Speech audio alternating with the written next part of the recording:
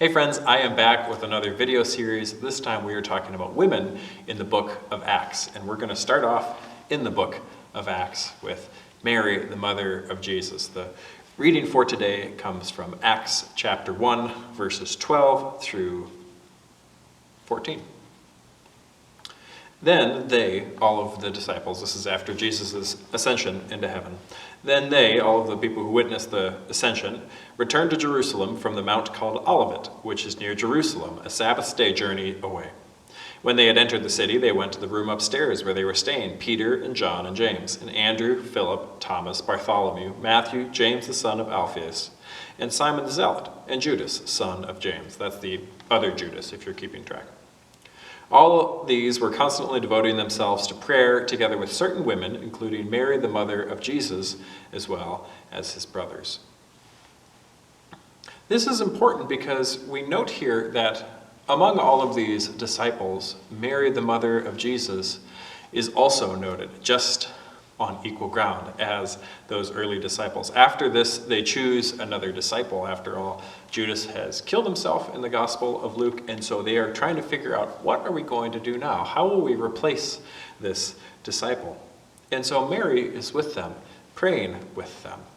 This highlights something important. Mary didn't just disappear after she gave birth to Jesus. She's actually featured a few times throughout the different gospel stories. Sometimes in the Gospel of John, for example, she's encouraging Jesus to provide wine for this poor family that ran out of wine at their wedding. How embarrassing. Sometimes she is asking to see Jesus, and Jesus says, well, whoever does the will of God is my brother and my sister and my mother. And in this story, in the book of Acts, she is praying alongside those disciples.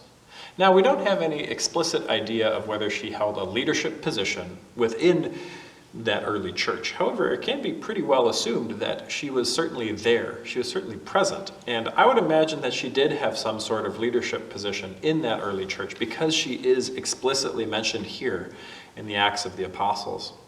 We have to remember that these books are being written a little bit after the events have taken place. It's not like the author of Luke and Acts, which is one book, it's not like the author of Luke Acts is writing all of this stuff down as it's happening.